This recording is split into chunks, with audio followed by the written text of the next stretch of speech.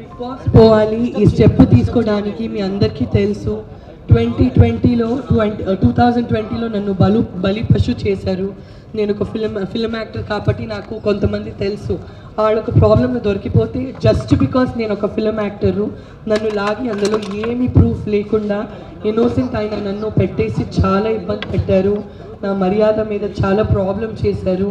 నాకు వచ్చే అవకాశాలన్నీ చేంజ్ అయిపోయింది, లైఫ్ అంతా చేంజ్ అయిపోయింది. కాబట్టి I had to take this step. ప్రతి ఒక్కరికి బిగ్ బాస్ వచ్చేసి ఒక షో ఆపర్చునిటీ, లేకపోతే ఇంకొక ప్రాజెక్ట్ జీవితంలో ఒక ఆర్టిస్ట్కి, లేకపోతే ఇంత డబ్బు వస్తుంది చేద్దాము అనేసి. కానీ నాకు వచ్చేసి నాకు పోగొట్టిన మర్యాద నాకు కావాలి. నాకు ఆ పర్టిక్యులర్ లీగల్ ప్రాబ్లం అయిన తర్వాత, ఆ లీగల్ ప్రాబ్లం నుంచి నేను బయట వచ్చిన తర్వాత కూడా కొంతమంది ఆ లీగల్ ప్రాబ్లం అయిపోయింది, ఇంకా కాష్ అయిపోయింది హైకోర్టులో అనేసి చాలా కొంతమంది అది పబ్లిష్ చేశారు. దానివల్లే నాకు చాలా ఇబ్బందిగా ఉండే. ఎన్నో సంవత్సరాలు అంటే 2020 నుంచి 2025 ఎన్నో రోజులు నేను ఒంటరిగా పిల్లో మీద ఏడ్చి నిద్రపోయి. నేను ప్రెగ్నెంట్ కూడా ఉంటే ప్రెగ్నెన్సీలో కూడా నాతో ఇట్లా జరిగింది అనేసి నాకు ఒక మెంటల్ ట్రామా లాగా ఉంది. కానీ నాకు ఊడిపోయే ఒక స్పిరిట్ నా లైఫ్లో లేదు. బికాజ్ నేను ఒక సెల్ఫ్ మేడ్ పర్సన్వి. నేను ఫిల్మ్ ఇండస్ట్రీలో అయినా 55 ఫిల్మ్స్ చేశాను, కన్నడలో, తమిళ్లో, మలయాళంలో, తెలుగులో.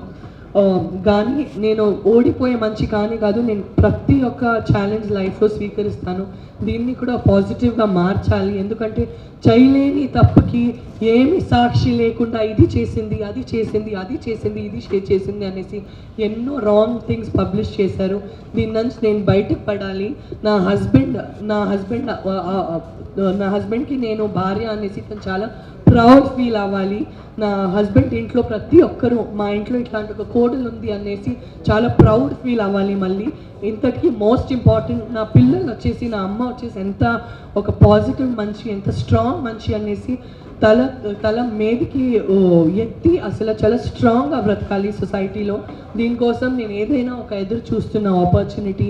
కానీ ఏదైనా ఒక ప్రాబ్లం నడిస్తే ఒక ఆర్టిస్ట్కి అందరూ రెండు అడుగులు వెనక్కిపోతారు తప్ప 2 అడుగులు ముందు వచ్చేసి రామా నీ చేయి పట్టుకొని నేను నీకు సపోర్ట్ చేస్తాననేసి సొసైటీలో ఎవరు రారు. అట్లాంటి టైంలో నాకు బిగ్ బాస్ వస్తే నాకు నా పిల్లల కోసం, నా ఫ్యామిలీ కోసం, నా సెల్ఫ్ రెస్పెక్ట్ కోసం, నా చుట్టూ ఉండే నమ్మి బ్రతుకుతున్న నా చుట్టాల కోసం నేను నిలబడేసి నేను చూపించాలి నేనేంటో అనేసి. జీవితంలో నిలబడి మళ్ళీ చూపించాలి. పడిపోవడానికి మా అందరిలో ప్రతి ఒక్కరు పడిపోతాము. అంటే ఎవరో ఇంట్లో తండ్రి డెత్ అవుతారు, అమ్మ డెత్ అవుతారు, వైఫ్ డెత్ అవుతారు, కెరియర్లో డ్రాప్ అవుతాము, బిజినెస్ నాశనం అయిపోతుంది, ఏదో రాంగ్ స్టెప్ నడుస్తుంది, ఎక్కడో ఇరికిపోతాము తెలియకుండా. కానీ పడిపోయిన తర్వాత ఏ మనిషి మళ్ళీ జీవితంలో నిలబడి ముందుకు వస్తారో నేను ఆ మనిషి అవ్వాలి. నేను ప్రాబ్లంలో అసలు గాయపడిపోయే మనిషి, అసలు ఆ మార్కెట్ నుంచి వెళ్ళిపోయే మనిషి నేను అవ్వకూడదు అనేసి నాకు ఒక చాలా స్ట్రాంగ్ మెంటాలిటీ ఉండే. కాబట్టి నేను నా హస్బెండ్ వైఫ్ చూశాను, ఎట్లా రిజెక్ట్ చేయాలి. పిల్లలు చాలా చిన్నగా ఉన్నారు, రిజెక్ట్ చేసేనా చెప్తే తనకి తెలుసు నేను పడుతున్న బాధ, నేను ఎంత ఏడుస్తానో, మాటలో మాట్లాడుతుంటే ఏడుస్తాను, అసలు సంతోషం ఉండే టైం కూడా ఏడుస్తూ కూర్చుంటాను. నాకు ఇట్లాంటి ఒక అటాక్ అయిందనేసి, ఇట్లా నాకు బలి పశు చేశారు అనేసి. సో నా ఫ్యామిలీకి దగ్గర నుంచి నాకు చాలా బాధపడేది. ప్రతి వారం వాళ్ళు ఎట్లా ఏడ్చి కూర్చుంటాను అనేసి చూశారు. కానీ ఏడుస్తూ నవ్వుతూ ఏడుస్తాను. అట్లాంటి ఒక బ్రతుకుండేది నాకు 5 years కోసం. కానీ ఆపర్చునిటీ వస్తే నా మనసు పరిస్థితి అర్థం చేసుకునింది నా మొగుడు డాక్టర్ అజీజ్ గారు అండ్ నా మమ్మీ అనిత రేష్మ గారు.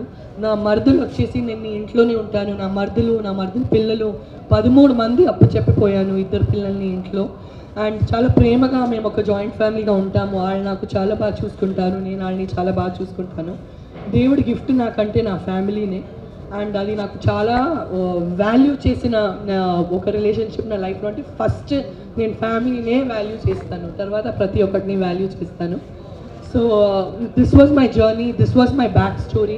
అందరూ అనుకుంటారు ఒక అమ్మగా ఎట్లా ఇంత చిన్న కూతుర్ని వదిలేసిపోయింది అనేసి. కానీ నేను పోయింది నా కోసం కాదు, నేను పోయింది నా కూతురు కోసమే, నేను పోయింది నా అబ్బాయి కోసమే, నేను పోయింది మళ్ళీ నా మర్యాద సంపాదించుకొని నేను రిటర్న్ రావాలి అని ఆ ఒక ఉద్దేశం కోసమే నేను పోయాను.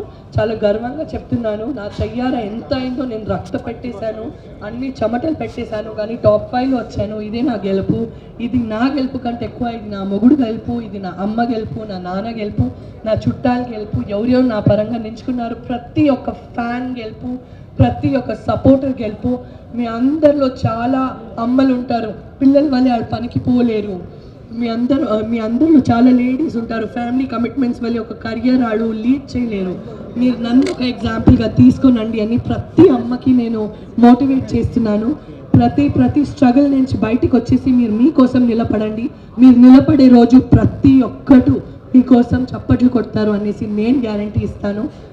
చాలా కరేజ్గా ముందుకెళ్ళండి, బికాస్ మీరు ఆలోచిస్తే మీరు ఏదైనా సాధించగలుగుతారు అనేసి నేను ప్రతి ఒక్క ఇంట్లో లేడీస్కి నేను ఈ మెసేజ్ ఇవ్వడానికి ఇష్టపడతాను.